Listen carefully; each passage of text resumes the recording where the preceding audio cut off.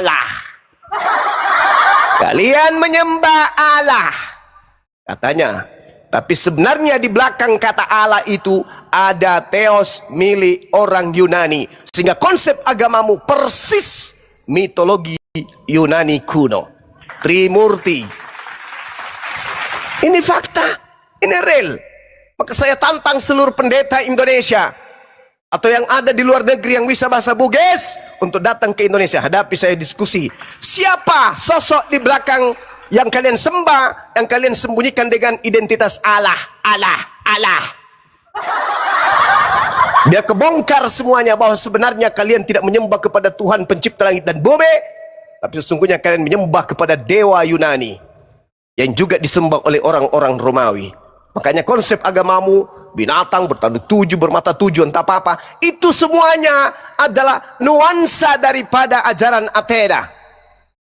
Menyembah kepada agnostos theos, yang kemudian Paulus datang. Ini kita bacakan dalilnya ya, biar kalian itu paham. Di dalam kitab saudara, di Kisah Para Rasul 17:23. Sebab ketika aku berjalan-jalan di kotamu dan melihat-lihat barang-barang pujaanmu, aku menjumpai juga sebuah mesbah dengan tulisan kepada theos yang tidak dikenal. Titik. Apa yang kamu sembah selama ini tanpa mengenalnya, itulah yang kuberitakan kepada kamu. Apa yang kuberitakan kepada kamu?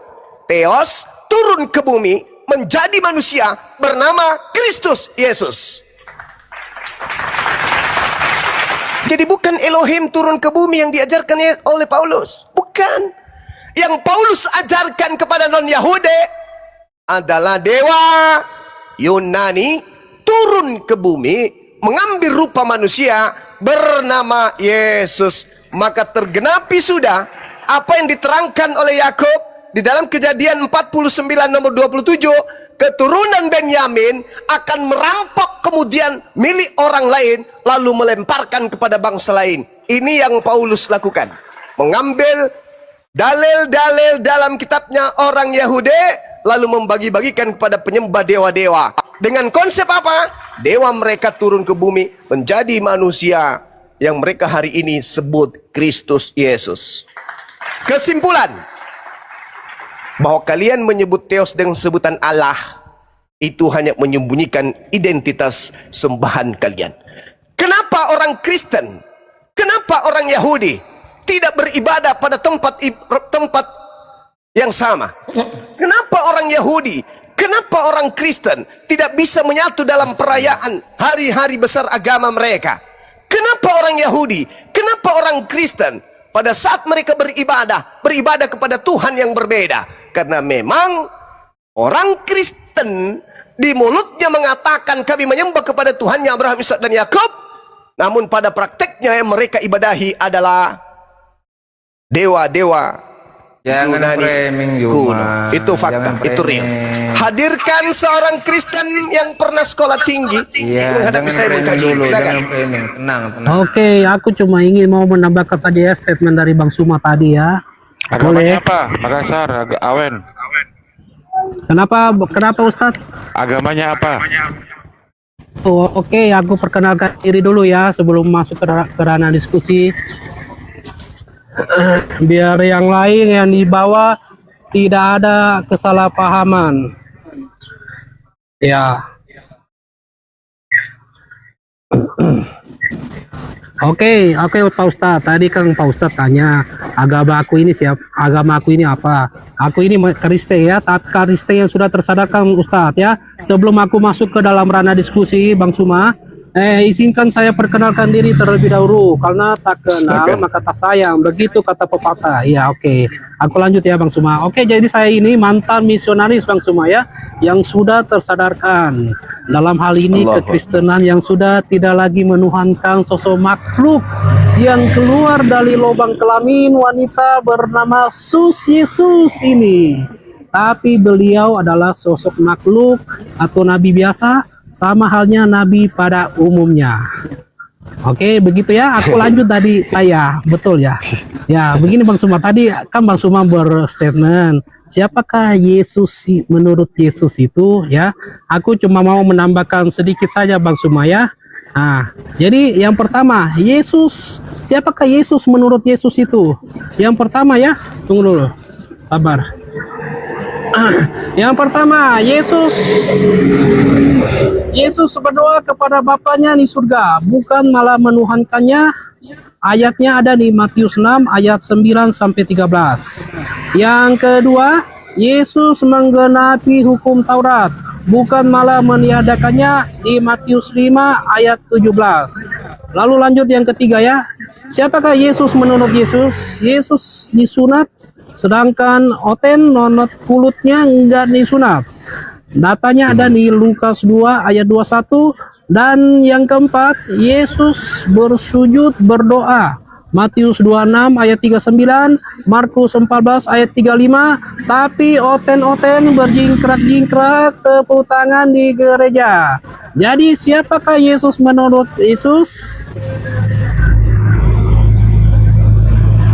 Dan framingnya Yesus Ya. menurut Yesus makhluk ciptaan Tuhan. udah siap framingnya. Bukan framing itu, data-data semua aku ada berikan data, lagi framing kau palalu. Mamamu kiper. Lanjut. Mamamu kiper. Astaga. Kok bisa ya? Saudara Mamamu Ray. kiper. Saudara Ray, ketika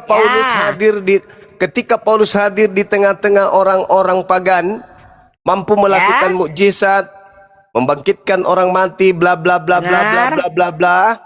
Ya, Orang benar. pagan menganggap dia sebagai Tuhannya Yahudi atau dewa mereka yang turun ke bumi. Apa itu pagan? Kalau nggak bisa diskusi, Anda istirahat, rehat. Jangan gila permanen. Apa itu pagan? Jelaskan dulu. Gimana teman-teman? Bisa dipertahankan atau disepak aja manusia kayak gini? Mau ditendang?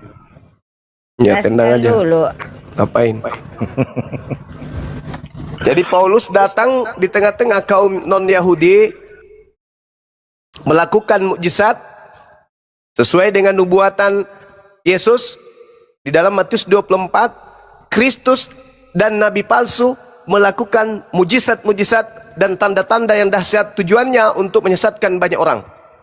Paulus ketika datang kemudian di tengah-tengah penganut agama pagan, di dalam Kisah Para Rasul 14, data 11, data 12, Paulus disebut Dewa Hermes karena mampu melakukan banyak mujizat. Artinya bagi orang-orang Roma Yunani, ketika melihat ada manusia mampu bermujizat, maka mereka mengarahkan pandangan mereka kepada dewa mereka, bukan kepada Tuhannya Yahudi. Alamak, Tuhannya Yahudi sudah turun ke bumi. Itu nggak ada. Karena konsep di dalam kitabnya orang Yahudi itu jelas. 2 Tawarik 6:18. Tetapi benarkah Tuhan Elohim hendak diam bersama dengan manusia di atas bumi? Sesungguhnya langit, bahkan langit yang mengatasi, yang menutupi, yang menaungi segala langit pun tidak dapat memuat engkau. Terlebih lagi rumah yang kudirikan ini. Jadi tak ada konsep di dalam agama Yahudi Tuhan mereka turun ke bumi menjadi bayi, menjadi mayat. Itu nggak ada. Itu hanya ada di kaidah orang-orang pagan Roma Yunani. Maka ketika Paulus datang mempersaksikan kemudian mujizat di tengah-tengah orang Roma Yunani, Paulus dianggap oleh dewa mereka. Pertanyaannya muncul kemudian, ketika Paulus mengajarkan Theos turun ke bumi, Theos turun ke bumi, Theos turun ke bumi, pandangan orang Roma Yunani sehingga mereka memproklamirkan keyakinan mereka dengan sebutan Katolik, itu merujuk kepada Tuhannya Yahudi atau kepada dewa-dewa nenek moyang mereka? Itu pertanyaan. Silakan teman-teman.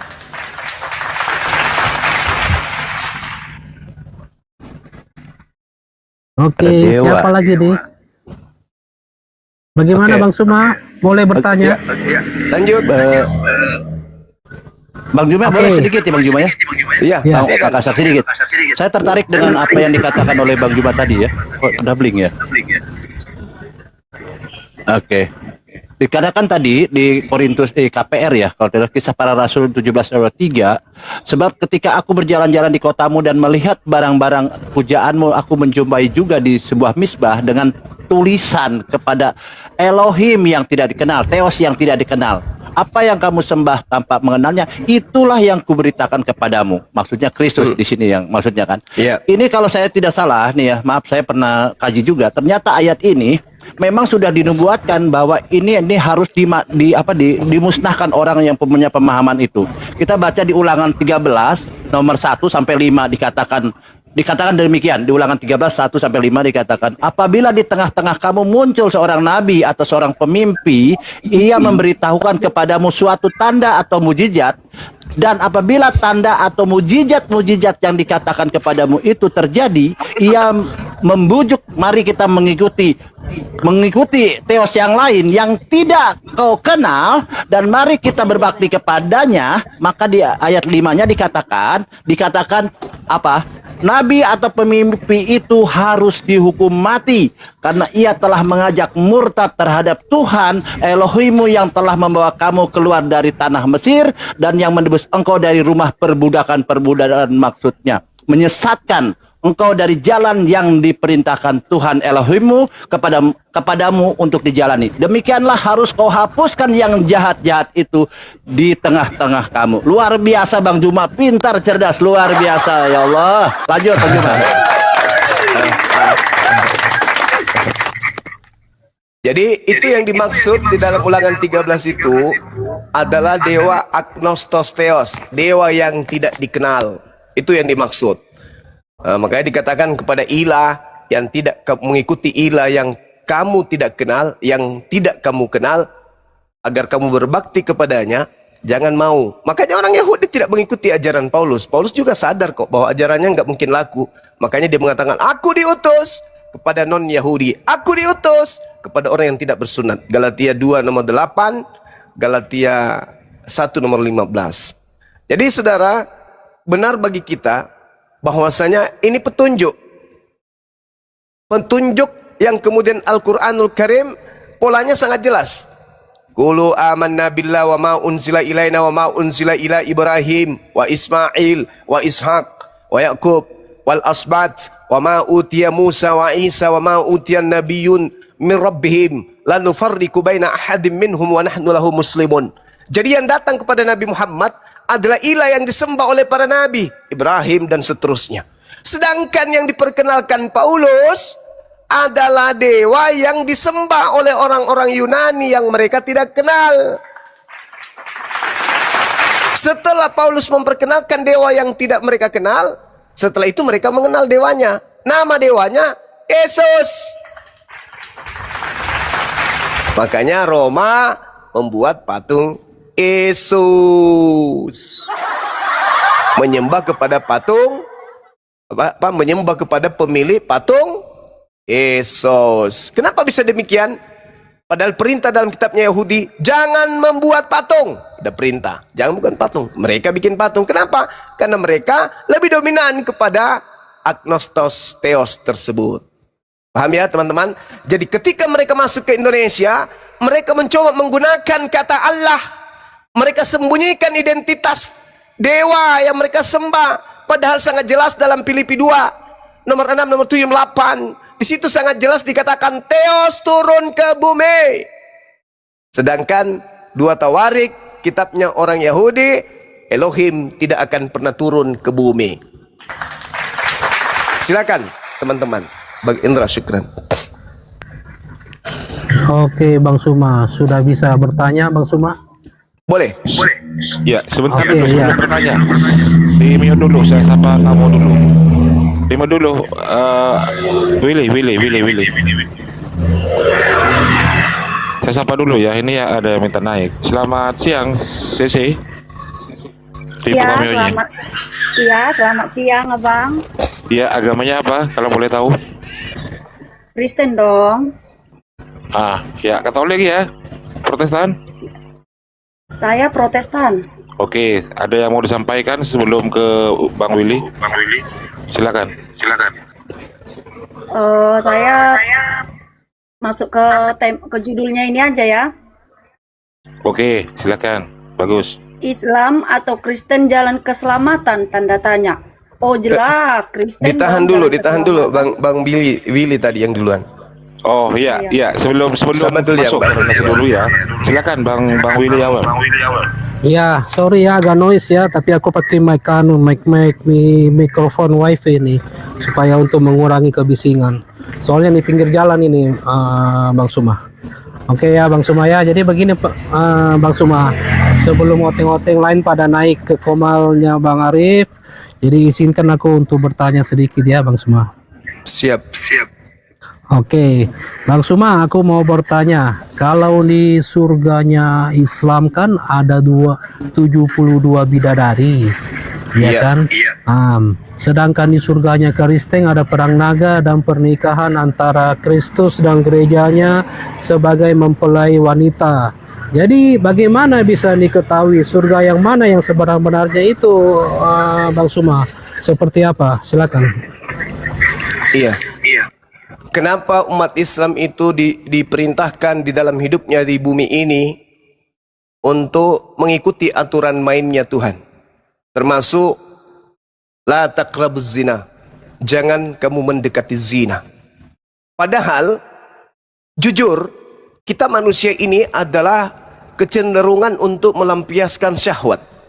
Kalau bisa setiap saat kita bersyahwat. Itu jujur itu. Saya sendiri entah manusia yang lain. Saya sendiri kalau bisa setiap hari bersyahwat. Karena memang dorongan. Apalagi kami orang Sulawesi. Makannya daging, makannya lemak-lemak. Setiap hari ingin bersyahwat. Tapi Alhamdulillah dengan tuntunan Islam kami bisa menjaga diri. Subhanallah. Kalau tidak, kita sama seperti ayam. Baru bangun tidur, langsung cari pasangan. Itu fakta, itu real. Di kehidupan kita pergolakan anak keturunan Adam ini, apapun yang kita lakukan pasti arahnya ke situ. Orang bekerja, pulang arahnya ke situ. Orang menjadi pemimpin, pulang arahnya ke situ. Orang berbisnis, pulang arahnya ke situ. Jadi guru, arahnya ke situ. Semua kehidupan kita ini mengarah kepada hal yang bersifat syahwat. Islam syahwatnya terarah dikarenakan takut kepada Tuhannya. Lalu kemudian Tuhannya mengatakan, wahai umat manusia, anak keturunan Adam, pelihara dirimu. Nah, pelihara dirimu kata Allah. Pelihara artinya jaga hidupmu tertuntun. Pelihara syahwatmu, jangan membinasakan engkau. Ada masa di mana engkau lepas daripada ujian dan cobaan di bumi, yaitu kehidupan berikutnya. Di sanalah engkau bisa menikmati apa yang hendak engkau nikmati ketika engkau hidup di dunia, tapi engkau menjaganya karena engkau takut kepada aku. Kamu akan kukembalikan ke dalam sebuah taman yang indah. Di sana engkau akan bersama dengan bidadari-bidadari nan cantik jelita. Jangan dibalik. Di dunia sok paten, cukup satu istri, tapi kumpul kebo di mana-mana. Kondom bocor di mana-mana. Setiap keluar dinas, sehingga di apotek beli kondom. Berpesta dia di dunia, sementara di dunia tidak boleh. Kita harus menjaga kemudian perintah Tuhan. Jangan melakukan persinahan, jangan mendekati persinahan. Kalau Islam melakukan taubatan nasuha. Nah, itu fakta real. Karena kenapa manusia itu selalu cenderung digoda oleh iblis karena syahwat, makanan, syahwat, makanan, syahwat, makanan, syahwat. Maka Allah menjanjikan, tahan itu, nanti di jannah engkau kuberikan kenikmatan. Ada lagi tuh kebalikan daripada yang ada di kehidupan Islam. Katanya di surga mereka tidak melakukan apa-apa, hanya menari dan memuji. Di surga dalam kehidupan kekal menari, apa enggak keseleo itu tulang? Hah? Memuji apa enggak doer itu bibir? Sehari saja haleluya, haleluya, haleluya, haleluya, haleluya. Sehari baru 1 jam sudah bilang bukan lagi haleluya, luya, luya, luya, luya. Nanti 2 jam pertama ya. 3 jam pertama ya. Bagaimana dalam kehidupan kekalmu kayak begitu? Kalau di Islam masuk ke jannah, Masya Allah, istri kita yang ada di dunia yang kita didik baik-baik, anak-anak kita yang kita didik menjadi anak yang soleh dan soleha, berkumpul bersama kembali di dalam surga, dalam kehidupan yang penuh dengan kebahagiaan. dan juga kenikmatan kekal selama-lamanya di dalam. Jadi kalau disuruh milih, Bang Suma, ya paman, kamu di dunia tidak sholat, hanya sekali seminggu ke gereja, hidupmu ditebus, dosa-dosamu ditebus, habis itu masuk ke surga. Ditanya, ngapain aku di surga itu? Kamu akan menyaksikan perang naga, dan yang paling pedih dalam hidupmu adalah syahwatmu dihilangkan, kenikmatan-kenikmatanmu dicabut, bukannya ditambahkan tapi dicabut kenikmatan itu, bahkan kau dijadikan menjadi mempelai wanita. Ya, apa? Kau dijadikan jadi mempelai wanita. Hah? Terus mempelai prianya siapa? Kristus Yesus. Alamak. Mau? Enggak akan mau. Tapi ketika ditanya, Suma, kamu di dunia taat, tunduk kepada perintah Tuhanmu, beribadah, menyembah kepadanya. Mati kamu, masuk ke dalam surga, merasakan segala kenikmatan yang tidak pernah kamu rasakan di dunia ini. Itu kesimpulannya, Bung. Cuman kalau berbicara mengenai sosok Nabi yang datang di tengah Bani Israel, yaitu Yeshua HaMasyiah, di dalam pandangan Bible, original teks Matius 19 nomor 29, ternyata Yesus menjanjikan 100 istri bagi pengikutnya orang Yahudi, bukan orang Kristen. Gitu, Bang.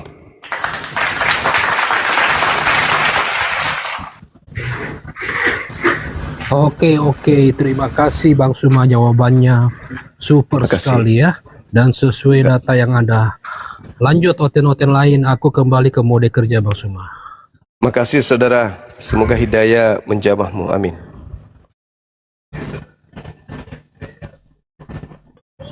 Ya, silakan dilanjut. Sesi, dibuka mute-nya.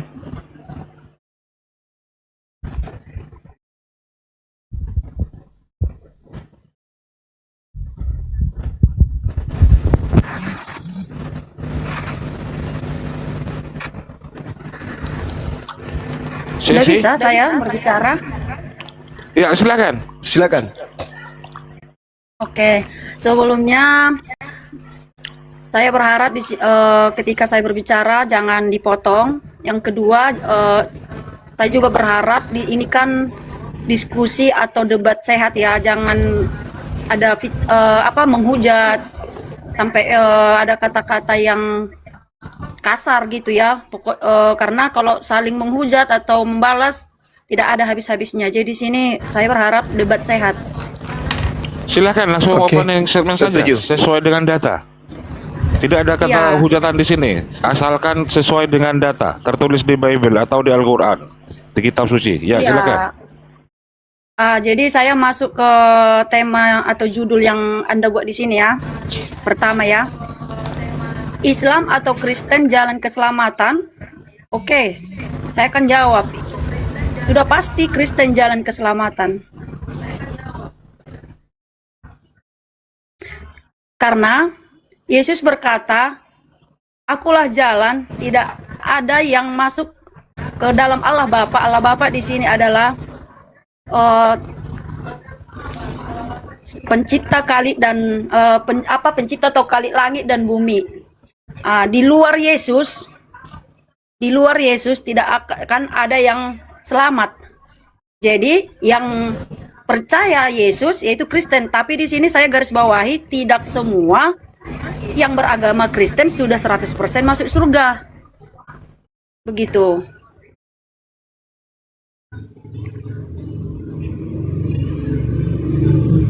Ya, udah itu aja yang mau saya Oke. tanggapi kan judulnya ini. Jadi Kristen Iya. adalah jalan keselamatan. Oke, baik. Bismillahirrahmanirrahim. Selamat itu adalah arti daripada Islam. Dari penamaan saja Islam sudah selamat. Islam itu artinya selamat. Kristen artinya pengikut Kristus. Ini bahaya ini. Karena pengikut Kristus terindikasi adalah penggenapan dari nubuatan penghuni neraka. Di mana itu tertulis? Di dalam ucapan Yesus sendiri. Apa yang dikatakan oleh Yesus kepada orang Yahudi agar waspada kepada Kristen? Matius 24 nomor 4 nomor 5, waspadalah engkau wahai orang Yahudi agar engkau jangan disesatkan, sebab akan datang banyak penyesat memakai namaku dan berkata akulah Kristus. Mereka akan menyesatkan orang banyak. Pada hari terakhir nanti banyak orang berseru memanggil aku Tuhan. Pada saat itulah aku Yesus akan berterus terang kepada mereka, enyahlah daripadaku, aku tidak mengenal kalian. Kalian semua adalah pembuat kejahatan. Siapa yang dianggap Yesus pembuat kejahatan di situ? Matius 7 nomor 22 23. Mereka yang memanggil Yesus Tuhan, bermujizat pakai nama Yesus, mengusir setan pakai nama Yesus, dan juga bernubuat pakai nama Yesus. Siapa mereka? Kristen. Sedangkan yang disebut Islam, innalladzina qalu rabbunallah tsumma istaqamu tatanazzalu alaihimul malaikatu alla takhafu wa la tahzanu wa abshiru bil jannah wa abshiru bil jannah wa abshiru bil jannah. Barang siapa yang berkata Allah adalah Tuhanku, lalu kemudian dia meneguhkan hatinya dalam hidupnya, niatnya, lisannya, prakteknya betul-betul hanya tertuju kepada Allah, maka wa abshiru bil jannah, kabarkanlah berita gembira kepadanya dengan surga yang dijanjikan kepadamu. Barang siapa yang berkata Rabbunallah, Tuhanku adalah Allah, maka kata Allah, beritakan berita gembira dengan surga. Jaminan surganya jelas. Sedangkan yang disebut Kristen itu itu singkatan dari pengikut Kristus. Sementara yang harus diwaspadai adalah Kristus. Kenapa? Karena Kristus ini adalah sebuah nama atau gelar yang akan digunakan oleh penyesat untuk menyesatkan orang banyak berdasarkan dalil kisah para rasul. Matius 24 nomor 4 nomor 5. Itu yang pertama. Yang kedua, bagaimana mungkin Kristen ini mau selamat? Ternyata Kristus yang mereka sembah atau Yesus yang mereka sembah itu adalah dewa Athena. Bagaimana mau selamat? Ternyata Yesus yang diperkenalkan oleh orang Roma Yunani kepada Belanda, dan Belanda memperkenalkan di Indonesia, itu ternyata dewa Athena, bukan Tuhannya Yahudi. Pantas saja bertentangan. Orang Yahudi mengatakan Tuhan kami bukan manusia dan bukan anak manusia. Yesus manusia dan anak manusia. Pantas bertentangan. Yesus mengatakan aku tidak dapat berbuat apa-apa dari diriku sendiri. Kristen, Yesus itu adalah Theos yang turun ke bumi dengan segala kemahakuasaannya. Bret. Ternyata memang bertentangan. Jadi, saudari CC, bagaimana mungkin Anda mau selamat? Yesus sudah memberikan legitimasi, validasi. Yesus sudah memproklamirkan atas hancurnya agama Kristen itu. Di dalam Matius 7 nomor 22-23. Semua yang memanggil Tuhan, tapi tidak melakukan kehendak Tuhannya Yahudi, maka dia akan diusir dan dikatakan sebagai pelaku kejahatan. Bagaimana mau selamat? Yesus aja sudah menulis, catatan Yesus, ucapan Yesus aja sudah dicatat, sudah dituliskan. Mereka yang memanggil aku Tuhan, bernubuat, mengusir setan, bermujizat pakai nama aku tidak kenal mereka. Enyahlah daripadaku, kalian semua adalah pembuat kejahatan. Pembuat kejahatan kemana? Ke surga atau ke neraka? Ya ke neraka toh, Cak Ayu. Jadi tidak ada keselamatan di Kristen, baik menurut Yesus maupun menurut Tuhannya orang-orang Yahudi. Titipan saya, saudari CC, yang kamu sembah itu adalah dewa Athena. Dewa Athena yang disebut Agnostos Theos. Itulah yang kalian sembah hari ini. Demikian.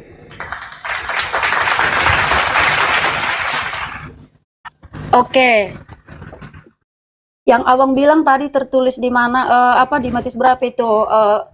Yang engkau memanggil namaku, mengusir setan atas namaku dan bla bla bla. Jadi itu yang saya bilang dari awal, Bang. Pertama kan saya bilang memang Kristen jalan keselamatan, karena Yesus berkata tidak ada yang sampai kepada Allah Bapa kalau tidak melalui saya. Nah, jadi kan Kristen kan Yesus perantaranya, berarti itu sudah lampu hijau kan gitu. Di luar Yesus berarti tidak selamat. Tapi tidak jaminan kalau Kristen dia sudah 100% masuk surga. Udah saya bilang dari awal. Nah, walaupun dia berseru-seru meyakini, percaya bahwa Yesus itu adalah juru selamat, dia mengusir setan menggunakan nama Yesus dan lain sebagainya, tetapi dia tidak melakukan perintah Yesus, dia melakukan banyak dosa. Disitulah nanti pada saat penghakiman, Yesus akan berkata, "Enyahlah, saya tidak mengenalmu." Karena Tuhan mengenal siapa anaknya, siapa yang melakukan perintahnya dan menjauhi larangannya selama dia di bumi, selama hidup. Jadi walaupun saya gini loh Bang, walaupun saya beribadah tiap hari Minggu, Yesus tepuk tangan segala macam, tapi kalau saya melakukan dosa, saya tidak melakukan perintah Yesus, ya nanti pada saat penghakiman Yesus tidak mengenal saya, iya kau. Begitu maksudnya Bang. Jadi bukan berarti tidak ada keselamatan. Jadi gini, udah ditebus pun Bang, Yesus kan datang untuk menebus dosa manusia. Nah, bukan berarti sudah 100% langsung selamat. Kerjakanlah keselamatan itu. Jadi keselamatan itulah penyelamatan itu adalah anugerah. Bukan saya yang memilih Yesus, tapi Yesus yang memilih saya. Makanya saya Kristen. Nah, tapi keselamatan itu harus dikerjakan. Bukan berarti karena udah dilakukan penyelamatan, Yesus disalibkan, kan lantas umat Kristen sesuka hati melakukan dosa. Oh tidak, keselamatan itu juga harus dikerjakan. Nah, ketika kita tidak melakukan keselamatan itu dengan baik, kita melakukan dosa, pada saat penghakiman, Yesus akan berkata, "Saya tidak mengenalmu, enyah kau, pergi." Jadi begitu juga bernubuat, melakukan pengusiran setan atas nama Yesus. Contoh mungkin hamba Tuhan. Saya bilang pun di sini, maaf kalau ada di sini banyak Kristen atau bahkan hamba Tuhan yang mendengar di bawah ini. Maaf, saya bukan menjelekkan atau apa. Maaf, jangan nanti saya dihujat kalau ada di sini Kristen juga. Jadi saya nggak membenarkan. Kristen pun, bahkan hamba Tuhan pun tidak dijamin juga dia menjadi atau dalam artian tidak pernah jatuh ke dalam dosa. Jadi kalau dia pun hamba Tuhan mengusir setan atas nama Yesus, tapi tetap perbuatannya itu banyak yang melakukan dosa, banyak yang melanggar firman Tuhan, walaupun dia hamba Tuhan mengusir setan atas namanya, ya Tuhan di penghakiman terakhir Tuhan tidak mengenalnya, karena Tuhan mengenal siapa anaknya. Itu jadi yang melakukan firman-Nya lah, yang melakukan keselamatan itu dengan sungguh-sungguh, itulah yang masuk surga. Bukan jaminan Kristen, hamba Tuhan, pendeta yang harus masuk surga. No. Yang masuk surga, jaminan surga itu adalah yang melakukan keselamatannya dengan sungguh-sungguh. Manusiawi memang, kita jatuh ke dalam dosa. Iya, semua manusia berdosa, tapi jangan dihidupi dosa itu. Ketika kita jatuh ke dalam dosa, kita ditegur oleh Roh Kudus itu, kita peka dengan suara Roh Kudus tadi, kita tinggalkan dosa itu, jangan dihidupi. Jatuh ke dalam dosa itu manusiawi, karena Tuhan berkata tidak ada salah satu orang pun di bawah muka kolong bumi ini yang tidak berdosa. Tapi dalam artian jangan dihidupi dosa itu.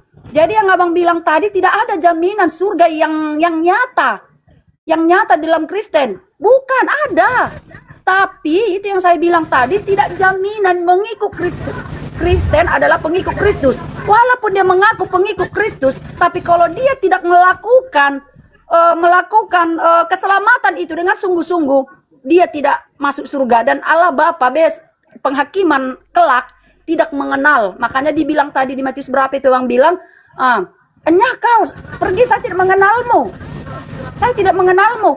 Walaupun kau mengaku Kristus, memanggil namaku, bersuruh-suruh, apa segala macam lah itu, mengusir setan samaku. Tapi kalau aplikasinya di dalam hidupnya sehari-hari, dia melakukan banyak dosa, ya Tuhan nanti penghakiman terakhir tidak mengenalnya. Begitu Bang Juma. Oke, baik.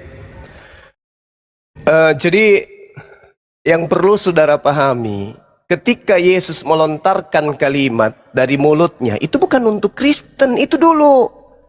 Yesus ketika mengucapkan sebuah kalimat pengajaran, itu untuk Yahudi. Jangan Anda merasa.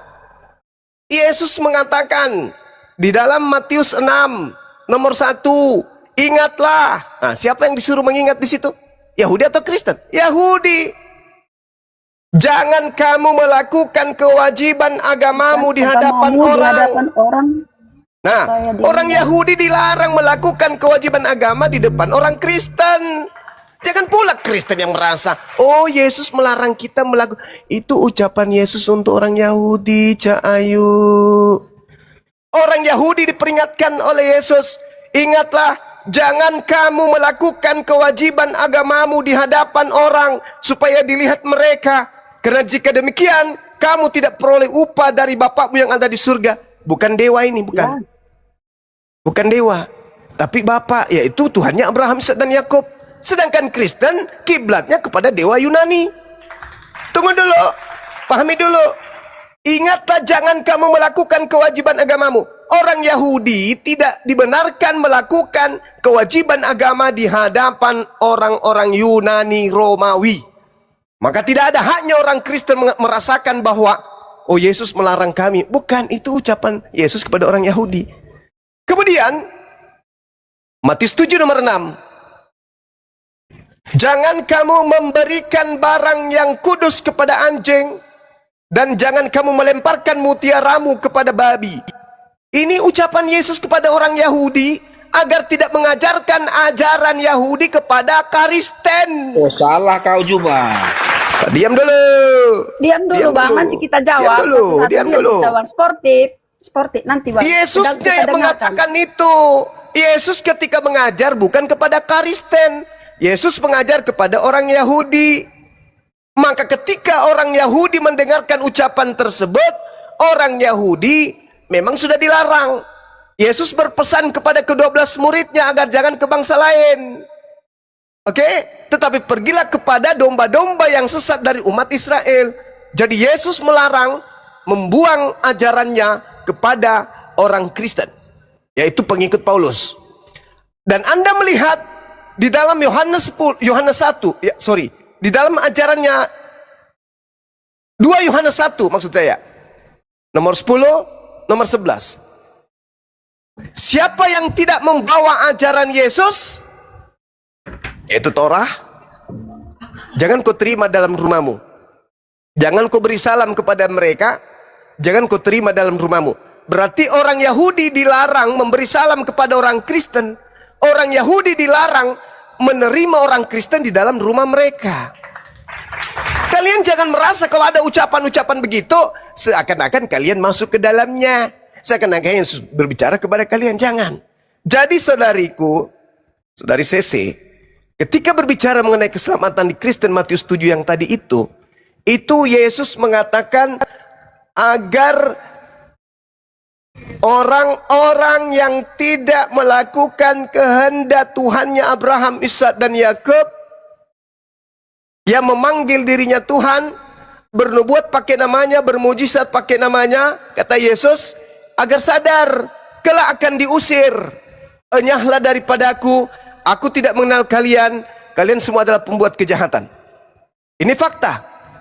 Artinya bahwa orang Kristen hari ini adalah kumpulan orang-orang yang tidak melakukan aturan yang diberikan oleh Tuhannya Yahudi kepada Yahudi, yaitu hukum Torah. Tidak setiap orang yang memanggil aku Tuhan, melainkan mereka yang melakukan kehendak siapa? Kehendak Bapa. Nah, pertanyaan saya, atas kehendak siapa kalian menyembah Yesus? Atas kehendak siapa kalian kemudian mengambil kitabnya Yahudi dalam bentuk terjemahan? Atas kehendak siapa kalian kemudian membawa-bawa Tuhannya Yahudi? Atas kehendak siapa kalian kemudian ibadah minggu? Atas kehendak siapa kalian makan babi? Atas kehendak siapa kalian tidak bersunat? Apakah kehendak Tuhannya Yahudi? Bukan. Maka kalian tidak punya hak memanggil Yesus Tuhan, bernubuat, mengusir setan, bermujizat pakai nama Yesus, sebab kalian tidak melakukan kehendak Tuhannya Yesus. Jadi tidak ada keselamatan di Kristen, itu nggak ada. Itu hanya mimpi. Nah, saya simpulkan. Yang kamu sebut sebagai Bapa, Tuhannya Yahudi, itu sebenarnya bukan Tuhannya Yahudi. Yang kalian sembah itu atas nama Kristus itu adalah penjelmaan dari dewa Athena bernama Agnostos Theos. Itulah dewa yang kalian sembah. yang kalian gunakan kitabnya orang Yahudi untuk menutupi dewa tersebut, dan kalian mengambil nama Tuhan umat Islam untuk menutupi dewa tersebut. Jadi dewa yang kalian sembah itu namanya agnostos theos, yang kalian bungkus dengan sebutan Elohim, yang kalian sebut Bapa, yang kalian sebut Yahweh, yang kalian sebut dengan sebutan Yotevave, Adonai, dan terakhir kalian sebut dengan sebutan Allah. Sebenarnya itu adalah dewanya orang Athena. Silakan. Oke, baik Bang. Yang Abang bilang, semua ucapan Yesus itu bukan ditujukan kepada Kristen, itu kepada orang Yahudi. Nah, kalau saya mau menanggapi itu, terserah Abang mau sama orang Yahudi, mau sama orang siapa itu, disampaikan Yesus yang jelas kiblat saya adalah Alkitab. Apa yang tertulis di Alkitab ini saya imani dan saya percaya. Jadi, kalau itu Abang bilang bukan sama Kristen, jangan pede, jangan percaya. Terserah Abang kalau seperti itu perspektif Abang terhadap Kristen. Yang jelas apa yang tertulis di Alkitab ini, saya sebagai umat Kristen saya percaya bahwa inilah perkataan Yesus, dan ya, memang benar, ini benar kenyataannya. Nah, seperti yang tertulis di Matius 6 yang Abang bilang, Matius 6 ayat 1. Ingatlah, jangan kamu melakukan kewajiban agamamu di hadapan orang supaya dilihat mereka. Karena jika demikian, kamu tidak beroleh upah dari Bapamu di sorga. Ya, itu yang saya bilang, sinkron seperti omongan saya yang dari awal. Nah, kalaupun kami pengikut Kristus ini, pengikut Yesus ini, mengaku kami Yesuslah juru selamat. Tetapi, contoh kami gini nih, beribadah nih, supaya dilihat orang di jalan. Di jalan kami memuji-muji atau berdoa di jalan supaya dilihat orang nih, aku Kristen nih, Kristen aku nih. Padahal di kehidupan nyatanya saya tidak melakukan kehendak Tuhan. Saya selalu banyak melakukan dosa. Tapi sehari-harinya itu tadi saya berdoa di jalan biar dilihat nih, saya Kristen nih, anak Yesus, pengikut Yesus nih. Saya bernyanyi-nyanyi rohani, putar-putar lagu rohani. Tapi sifat dan kelakuan saya bejat. Nah, ini yang saya tidak dapat upah surga. Saya tidak masuk surga, Bang Juma. Walaupun saya mengaku Yesus juru selamat, saya berdoa tiap hari, gereja tiap hari Minggu, berdoa di jalan, memutar-mutar lagu rohani. Kalau perlakuan saya tidak sesuai dengan yang seperti yang saya tampilkan di depan umum tadi, supaya hanya dilihat orang, itu makna dari Matius 6 ayat 1 ini. Upah saya apa? Tidak ada, saya tidak mendapat upah, yaitu surga. Begitu Bang Jumam. Maksud Matius 6 ayat 1 ini. Oke, baik, kita pendek-pendek aja. Mbak Sesi yang saya hormati. Iya Bang Jumam. Matius 6 nomor 1, ingatlah jangan kamu melakukan kewajiban agamamu di hadapan orang. Orang Yahudi, Mbak, kalau melakukan kewajiban agama mereka di depan orang, maka yang kita lihat bukan penampakan orang Kristen. Orang Kristen tidak beribadah di jalan raya pun, kita intip di gereja juga tidak memperlihatkan ibadahnya orang Yahudi. Orang Yahudi yang melanggar perintah Yesus ini, ingatlah, jangan kamu melakukan kewajiban agamamu di hadapan orang. Tapi kemudian mereka beribadah di hadapan orang, memamer cara ibadah mereka, maka mereka tidak akan terlihat seperti Kristen. Mereka akan terlihat seperti Yesus beribadah, seperti Nabi Musa beribadah, bukan seperti Kristen.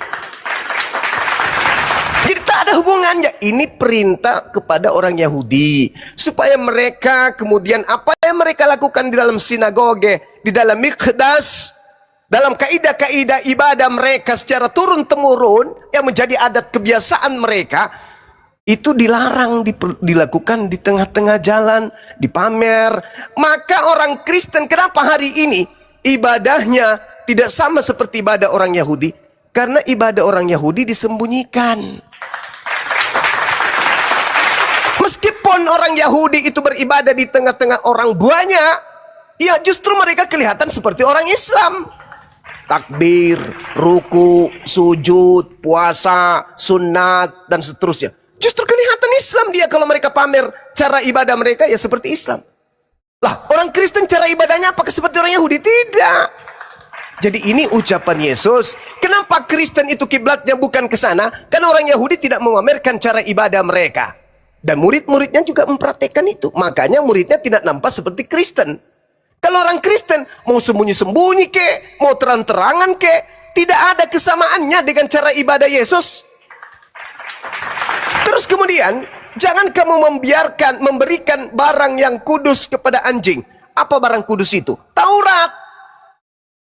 Jangan kuberikan Taurat itu kepada anjing, karena dia akan hanya batalkan, hanya dijadikan sebagai lawakan, hanya dijadikan sebagai landasan untuk justru melanggengkan kemaksiatan. Kristus telah menebus kita dari kutuk hukum Taurat dengan jalan menjadi kutuk karena kita. Sebab ada tertulis, terkutuklah orang yang mati di atas tiang salib. Efesus 5:2 nomor 15. Untuk itulah Yesus mati, agar dia membatalkan hukum Taurat beserta segala ketetapan yang ada dalamnya. Kata Yesus, jangan kau lemparkan mutiara kepada babi. Jangan. Itu hanya dijadikan olok-olokan. Galatia 2 nomor 21. Aku tidak menolak kasih karunia Theos, akan tetapi sekiranya ada kebenaran dalam hukum Taurat, maka sia-sialah kematian Kristus. Jangan kau lemparkan mutiara ini kepada anjing. Jangan. Percuma. Karena yang mereka akan lakukan adalah ajaran nenek moyang mereka. Apa itu? Menyembah kepada dewa agnostos Theos dalam nama Kristus. Jadi saudariku si Sese, secantik apapun yang Anda lakukan di gereja, dengan sehusu apapun sampai keluar air mata, yang kamu sembah itu bukan Tuhan Rabbus Samawati wal Ard. Bukan. Yang kamu sembah itu adalah dewanya orang Yunani. Siapa yang mengajarkan kamu menyembah Kristus? Ada? Elohim tidak, Yesus tidak. Ada yang mengajarkan kau ibadah minggu? Elohim tidak, Yesus tidak. Ada yang mengajarkan kamu merasulkan Paulus? Yesus tidak. Elohim tidak. Ada yang mengajarkan kamu mengimani kitab-kitab perjanjian baru itu? Elohim tidak, Yesus tidak. Ada yang mengajarkan kalian makan babi? Kristus tidak, Yesus tidak, Elohim tidak. Jadi apanya kalian ini? Kalian itu adalah penerus tongkat estafet pengajaran penyembahan dalam kuil Yunani, yaitu beribadah kepada dewa agnostos Theos dalam nama Kristus. Kisah Para Rasul 17 nomor 23 jelas terekam di dalam kitab saudara, dan rupa-rupanya kalau kita melakukan pendalaman materi di data nomor 28-nya, apa yang kalian lakukan selama ini itu hanya berdasarkan terhadap pujangga-pujangga Yunani. Kisah Para Rasul 17:28, sebab di dalam dia kita hidup, kita bergerak, kita ada, seperti yang telah juga dikatakan oleh para pujangga-pujanggamu, sebab kita ini adalah keturunan Theos juga. Kalian ini adalah keturunan dewa. Makanya dalam konsep kekristenan, kalian bukan lagi hamba dewa, tapi kalian adalah anak-anak dewa. Makanya kalian tidak lagi tunduk kepada hukum Tuhannya Yahudi, karena memang tidak pernah hukum Yahudi itu untuk kalian. Kalian itu pelanjut tongkat estafet, sekali lagi penyembah terhadap dewa Athena, yaitu dewa agnostos Theos. Ada nggak yang haram di agama Anda? Tak ada. Ada nggak yang haram, hukum haram kepada penyembah dewa Athena? Ada nggak? Nggak ada. Nggak ada. Itulah yang kalian ikuti. Sedangkan para nabi mengajarkan haram, ini haram, ini haram, ini haram. Itulah ajaran para nabi. Dan Yesus mengatakan, barang siapa yang meniadakan setitik pun dari hukum Torah dan mengajarkan kepada orang lain, maka dia akan menempati tempat terendah dalam kerajaan langit alias neraka. Jadi saya simpulkan sekali lagi, secantik apapun kalian beragama dengan agama Kristen ini, tidak menghantarkan kalian menjadi pengikut anak Maria, tetapi kalian tetap saja menjadi pengikut Paulus yang memperkenalkan dewa yang disembah oleh orang-orang Yunani dalam mitologi Yunani, dalam kuil-kuil mereka di Athena, yaitu menyembah kepada dewa yang tak dikenal, yang tadi kemudian dinubuatkan dalam Ulangan 13 nomor 5 tadi itu. Nah, ini itu benar. Itu jelas-jelas bahwa dewa yang tidak dikenal ini adalah dewa yang sangat santer diperkenalkan di Athena, ibu kota Yunani. Tuhan atau dewa yang tidak dikenal, yang kemudian ditemukan bahwasanya dewa ini terdiri dari 12 dewa yang kemudian disembah oleh orang-orang Athena pada saat itu. Dan ketika Paulus datang kemudian memperkenalkan dirinya, lengkap diceritakan dalam Kisah Para Rasul 17, rupa-rupanya ketika Paulus ini pergi berdiri di atas Areopagos, dia berkata, "Hai orang-orang Athena, aku lihat bahwa dalam segala hal kamu sangat beribadah kepada dewa. Sebab ketika aku berjalan-jalan di kotamu dan melihat-lihat barang-barang pujaanmu, aku menjumpai sebuah mesbah dengan tulisan kepada dewa yang tidak dikenal. Apa yang kamu sembah selama ini tanpa mengenalnya, aku Paulus datang untuk memberitakan kepada kamu, yaitu Agnostos Theos datang dalam rupa manusia bernama Kristus Yesus." Makanya jangan heran kalau ajaran kalian tidak sama seperti ajaran Yesus. Karena memang kalian pengikut Paulus yang mengajarkan dewa tak dikenal, yaitu dewa Agnostos Theos. Demikian saudara, silakan. Dewa. Nah, jadi saya mau bilang, mau ribuan kali abang menyimpulkan bahwa Kristen adalah menyembah dewa, itu terserah abang. Karena pada kenyataannya, pada prakteknya, kami, terkhusus saya sebagai umat Kristen, saya bukan menyembah dewa dan saya tidak pernah kenal itu apa dewa. Yang saya sembah, abang bilang secantik apa saya beribadah di gereja, mau nangis. Pada prakteknya adalah saya menyembah Allah Bapa dan Yesus anaknya. Itu yang saya sembah, itu yang saya yakini Tuhan saya. Mau abang simpulkan, saya tidak mencontoh cara beribadah Yesus. Saya mencontoh ajarannya Paulus, itu terserah abang. Yang jelas saya tidak mengenal yang namanya dewa. Saya mengenal yang namanya Yesus Tuhan saya dan Allah Bapa kali langit dan bumi. Jadi itulah yang saya sembah ketika saya beribadah ke gereja. Begitu abang Cuma. Oke. Adakah kemudian Tuhannya Yahudi mengatakan akan turun ke bumi menjadi Yesus? Saya mau jawab di sini bang, saya mau akui kalau pemahaman saya tentang kayak Yahudi apa, saya tidak terlalu paham mengenai ajaran-ajaran Yahudi. Saya Yeah. saya berkompeten menjawab di bagi Kristen doang atau yang berdasar Alkitab. Kalau udah di luar saya tidak patentengan Yahudi ini ya, saya akui saya kurang paham. Jadi saya nggak mau menjawab yang di luar kompetensi saya. Saya menjawab secara kekristenan dan iman saya dan menurut Alkitab. Begitu bang. Jadi kalau udah berbicara mengenai Yahudi, saya angkat tangan nggak mau jawab. Oke. Saya sederhana aja, saudari. Para nabi, apakah pernah mengajarkan Tuhannya akan turun ke bumi dibunuh manusia? Tidak pernah. Dewa-dewa ada nggak pernah Anda dengarkan turun ke bumi menjadi manusia? Nggak pernah. Krishna? Saya udah saya bilang bang, saya nggak tahu itu dewa. Yang saya tahu dewa itu hanya di agama Hindu, Buddha begitu. Jadi kalau saya seorang Kristen, saya sangat tabu dan awam yang namanya dewa. Jadi kalau Krishna mengenai dewa, Krishna inkarnasi daripada Brahma, Anda pernah dengar? Saya tidak pernah mengenai tahu siapa Krishna itu. Pokoknya yang saya tahu dewa itu Hindu dan Buddha. Kalau Krishna tidak Zeus, pernah ada yang namanya dewa bang Juma. Hercules, Horus, Anda nggak pernah dengar? Tidak bang. Oh iya, oke, baiklah. Belajar lagi Mbak. Yang pada intinya ketika kita berbicara Islam atau Kristen jalan keselamatan, alhamdulillah di Islam jelas sekali datanya bahwasanya Islam sendiri artinya selamat dan Yesus juru selamat, berarti Yesus juru Islam, bukan Yesus juru Kristen.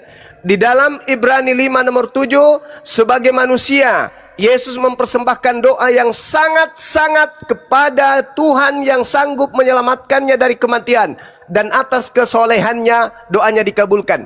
Yesus disebut sebagai anak yang soleh, tidak disebut sebagai anak Kristiani, tapi orang yang soleh. Alhamdulillah, dengan demikian Yesus mengajarkan shalom, Yesus mengajarkan keselamatan, di mana keselamatan itu sendiri adalah Islam itu sendiri. Makanya dalam Matius 5 nomor 20 Yesus berkata apa?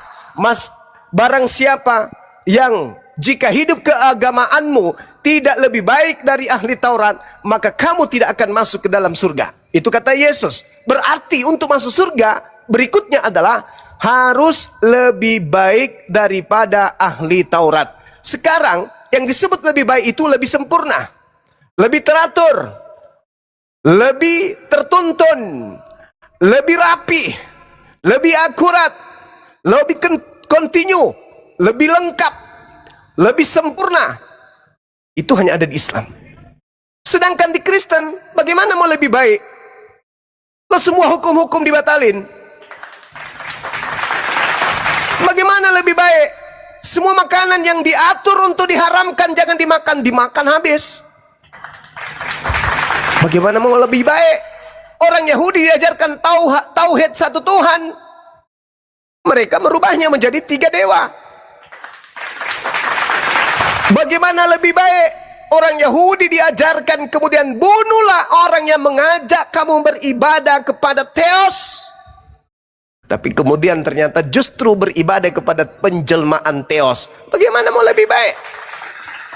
Jadi, satu-satunya kandidat agama yang lebih baik yang bisa masuk surga menurut Yesus dalam Matius 5 nomor 20 hanya dinul Islam, agama Islam.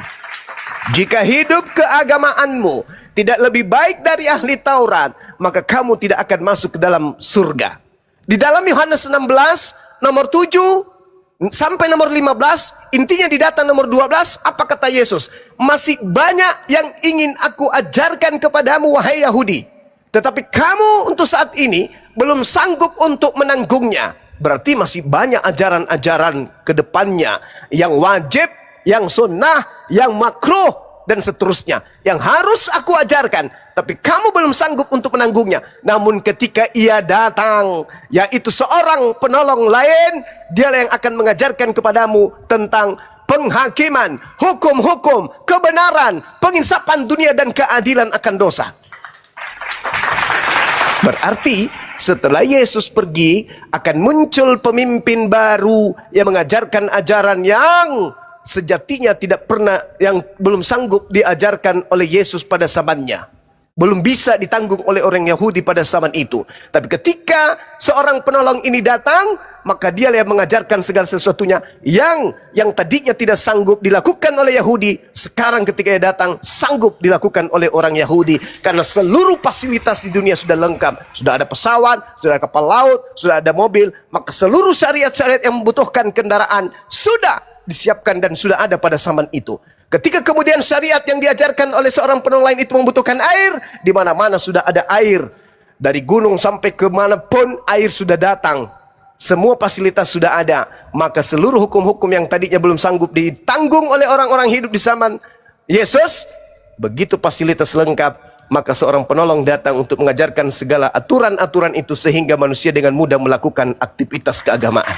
Inilah yang dikatakan oleh Yesus, masih banyak yang ingin aku ajarkan, tapi sayangnya kamu belum sanggup untuk menanggungnya. Tapi ada zaman di mana ketika seorang penolong lain itu datang, maka seluruh ajaran yang harusnya aku ajarkan tapi kalian belum sanggup, beliaulah yang akan mengajarkan segala hukum kebenaran tersebut. Maka agama menjadi syarat untuk masuk surga. Yang lolos hanya agama Islam. Jadi keselamatan itu hanya ada di Islam, karena Yesus sendiri adalah juru Islam. Dan Kristen ternyata terciduk menyembah kepada Theos Athena berdasarkan kisah para rasul, pendalaman materi terkait dengan dewa yang tak dikenal yang disembah di kuil yang ada di Athena, ibu kota Yunani. Demikian.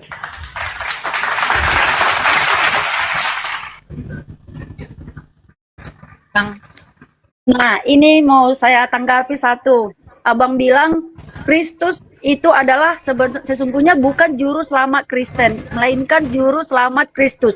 Sementara Islam tidak mengakui bahwa Yesus juru selamat. Bagaimana mungkin abang mengakui bahwa Yesus juru selamat Islam? Itu satu. Nah, yang kedua ini di Matius 5 ayat 20. Lagi-lagi berhubungan dengan yang saya bilang tadi, maka aku berkata kepadamu, jika hidup keagamaanmu tidak lebih benar daripada hidup keagamaan ahli-ahli Taurat dan orang-orang Farisi, sesungguhnya kamu tidak akan masuk ke dalam kerajaan surga. Ya ini yang saya bilang tadi, Bang. Kalau keagamaan saya ini tidak lebih baik daripada ahli Taurat ini gini bang, dia memahami semua hukum-hukum keagamaan ini, semua memahami isi Alkitab ini, tapi dia tidak melakukannya, hanya memahami. Contoh abang ya, maaf, abang memahami semua ABCD bla bla, Yahudi ini, Teos, tahap-tahap abang bilangin dari tadi panjang kali lebar. Kalau abang tidak mencerminkan semua apa yang abang pahami itu, tetapi perbuatan abang tidak lebih baik dari ahli-ahli Taurat dan Farisi, abang tidak akan masuk surga. Bagi kami ya, bagi kami itu yang dimaksud di Matius ini bang. Jadi kalau saya memahami pun lebih pintar dari ahli-ahli Taurat dan Farisi, tetapi perbuatan saya, perilaku saya tidak lebih baik dari yang memahami isi Taurat ini, isi semua Alkitab ini, ya saya tidak mendapat bagian surga. Itu maksudnya bang.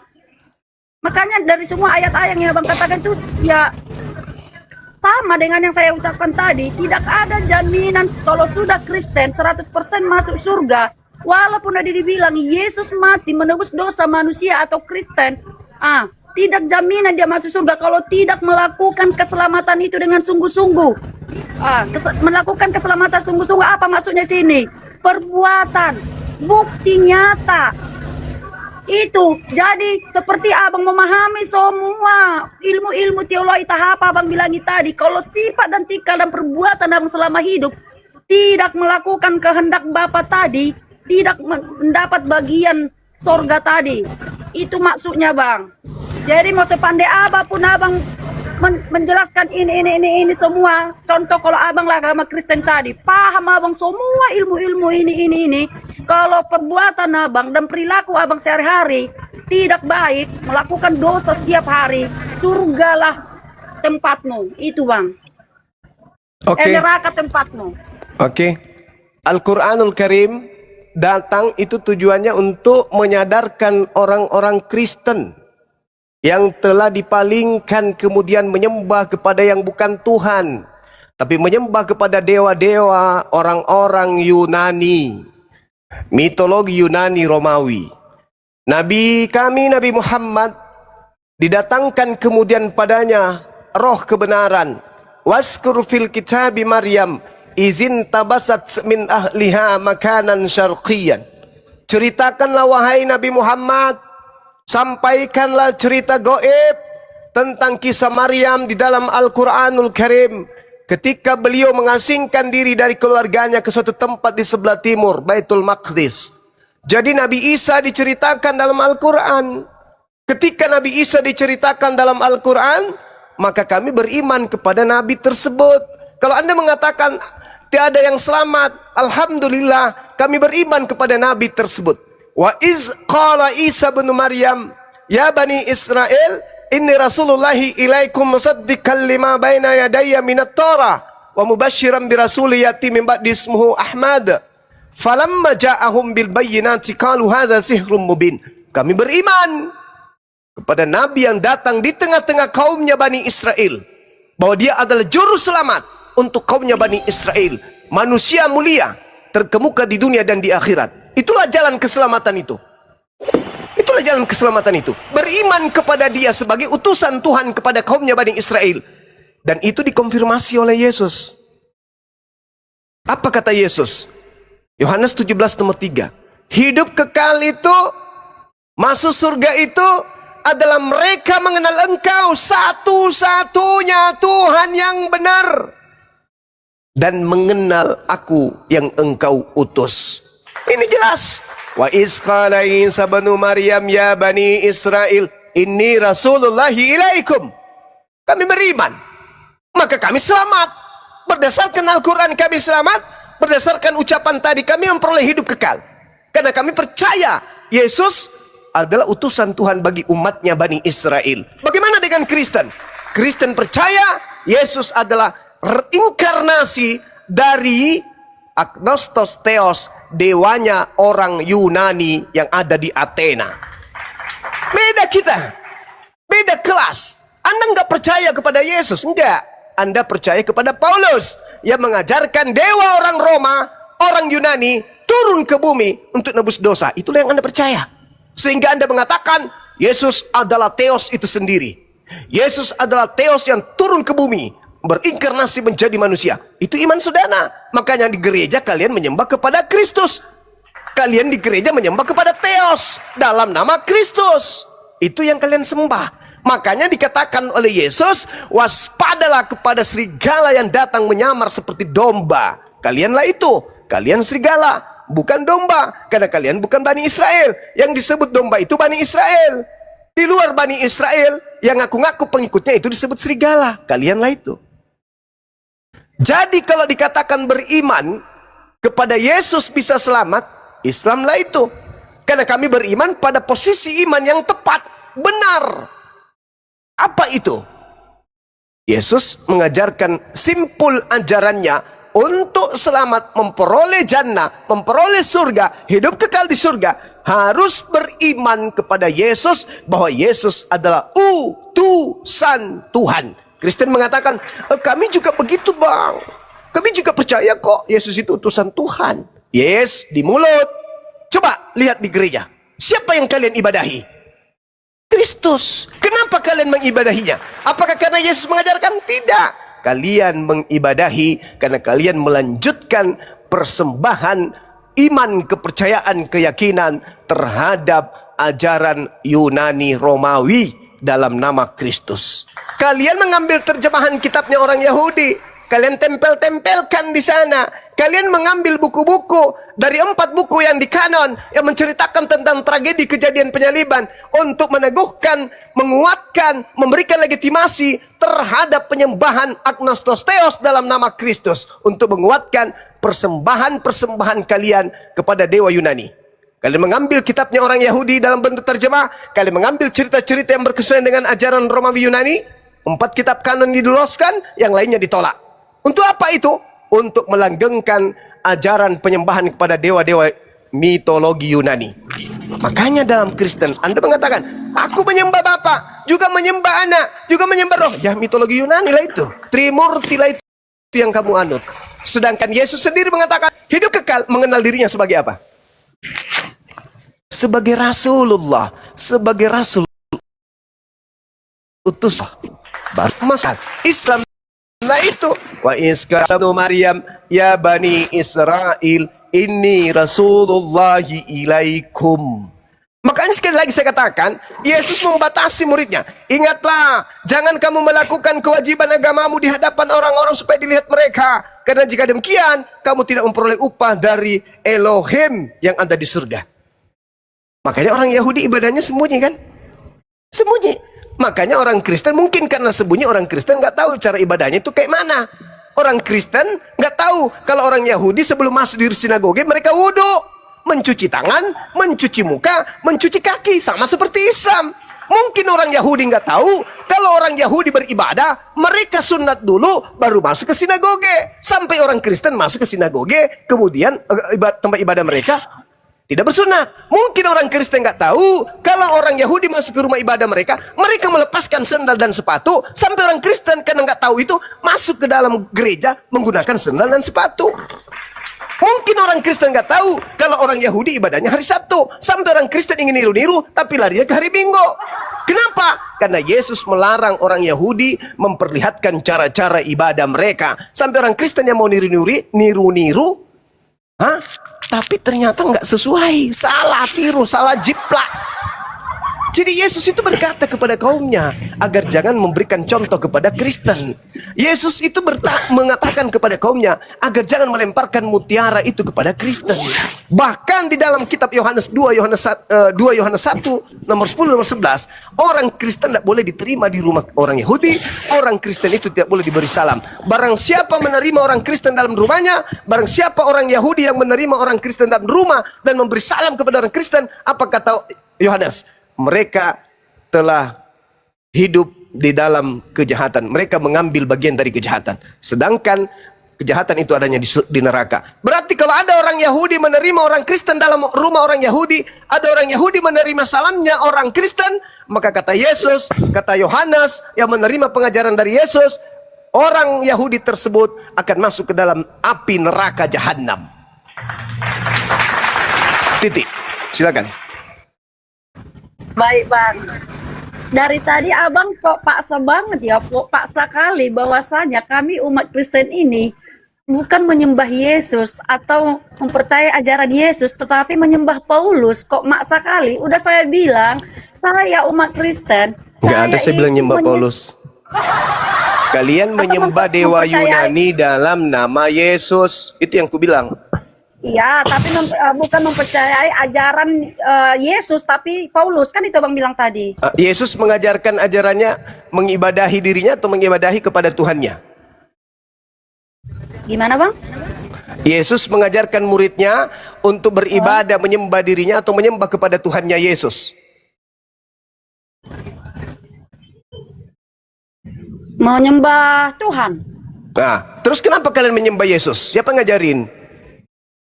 Nah, kan gini loh, itu Allah Bapa tadi, Allah Bapa atau Tuhan huruf besar yaitu yang merujuk kepada Yang pencipta ngajarin langit dan siapa? bumi itu.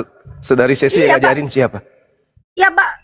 Ya, Bapak tadi kan di Nah, firman di mana tadi Bapak bilang. mengajarkan? Di mana dalilnya tertulis sembah Yesus? Di mana? Ya, bentar, saya gini loh Bang, saya kalau mengenai Alkitab ini semua, jujur saya nggak paham. Tapi Iya, ada itulah seperti- disebut paganisme. Ya, dengar dulu. Iman Anda tidak didukung oleh ajaran Yesus. Iman Anda didukung oleh ajaran Paulus. Menyembah kepada Kristus itu ajaran Paulus. Yesus mengajarkan Ya. menyembah kepada Elohim.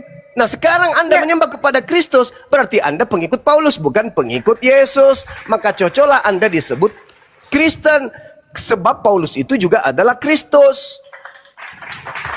Kristen, pengikut Kristus. Kristus yang Anda ikuti siapa? Paulus. Udah Bang. Nah, Udah. Suma kamu nih bicaranya banyak, tunjukkan bodohnya kau. ya dengar dulu Bang. Nggak Gini apa-apa, loh. Bang. Nggak apa-apa.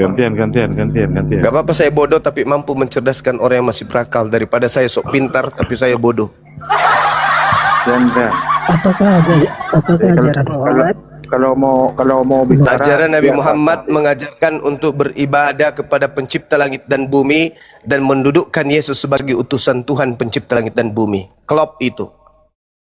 Tak ada keraguan. Nabi Muhammad tidak pernah mengajarkan menyembah kepada Yesus. Nabi Muhammad mengajarkan menyembah kepada Tuhannya Yesus. Nabi Muhammad tidak pernah mengajarkan menuhankan Yesus.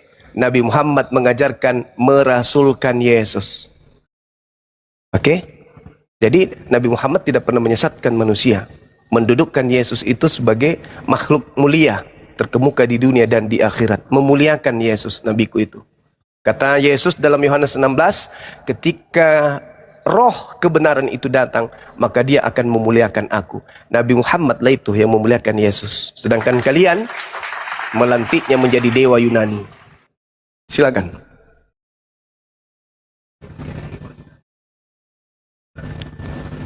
Saya nih. Iya. Ya itu yang saya bilang tadi Bang, abang terlalu maksa kali gitu. Jadi ya kalau dibilang siapa yang menyuruh untuk menuhankan Yesus, ya Allah Bapa tadi. Dalil. Udah saya bilang Bang, oke nanti saya cari kapan saya naik, tapi saya tulis dulu di sini. Ya, karena gini tunggu dulu Bang, kan udah saya bilang. Itu namanya bahwa semua imani ini- saja. Dan- Itu namanya imani ya, saja. memang Anda gini cocok loh. di gereja, nggak cocok di sini, saudariku. Di gereja cocok, di sini nggak cocok. Ya, tapi itulah yang saya bilang, Bang. Abanglah ahli Taurat yang saya katakan tadi. Abang tahu semuanya. Abang nggak jauh beda. Abang yang dikatakan ahli Taurat dan Farisi. Abang mengetahui semuanya. Tapi kalau perbuatan abang tidak sesuai, abang tidak akan masuk ke dalam kerajaan Ya, surga apa tadi. perbuatan Jadi saya lebih baik kira-kira seperti yang saya, tidak sesuai, Dengar dulu, Bang. saudari? Dengar dulu, Bang. Jadi lebih baik saya imani, iman saya berkata bahwa Allah Bapa menyuruh bahwa anaknya itu harus disembah. Di mana itu. dalilnya? Karena dibilang aku berjalan barang siapa tidak ada yang masuk ke dalam kerajaan Allah Bapa kalau tidak melalui aku. Itu kan Yesus yang berkata. Ya, itu Yesus yang berkata. Jadi Berarti dia hanya kalau jalan kan? iya, melalui Yesus. Nah, terus Jadi kenapa makanya Anda kami jadikan berdoa. tujuan? Kenapa Anda jadikan tujuan? Loh, tujuan apa? Tujuan kan surga. Lah, Tujuan Anda apa menyembah bilang? Yesus itu Anda menyembah Yesus. Iya, makanya kami berdoa gini. Kalau di akhir doa kami, Kenapa Anda di dalam menyembah nama Yesus? Kristus kami berdoa. Saya Karena berdoa Yesus dan adalah berdoa. jalan Amin. kebenaran dan hidup. Lah jalan Iya. kok dijadikan tujuan. Jalan menuju Monas, apakah Tujuan Monas? surga, Abang. Tujuan adalah surga. Yesus Inilah adalah jalan kebenaran dan Itu hidup. jalan. Banyak Iya. hadin Di luar banyak Yesus pakai tidak ada ayat yang itu. Yesus. surga. Cuma kamu dengar Yesus. tidak? Dolphy, Yesus gantian, bagi Dolphy. orang Yahudi, dengar, habis ini Anda tanggapi. Yesus bagi orang Yahudi yang menerimanya adalah jalan, kebenaran, dan hidup. Bagi murid-muridnya Yesus itu adalah jalan, kebenaran, dan hidup. Tetapi tidak menjadikan muridnya menjadi Kristen. Tidak menjadikan muridnya menjadi menyembah Kristus Yesus, enggak. Tapi semata-mata percaya Yesus ini adalah Rasul, utusan Tuhan. Barang siapa percaya kepada Yesus adalah jalan, kebenaran, dan hidup, maka dia akan sampai kepada surga. Nah, itu murid-muridnya. Berbeda dengan kalian. Karena kalian ini menyembah dewa-dewa, kalian mengatakan Yesus itu jalan, kebenaran, hidup, dengan catatan Yesus itu adalah Theos itu sendiri. Kesesatan kalian itu di situ.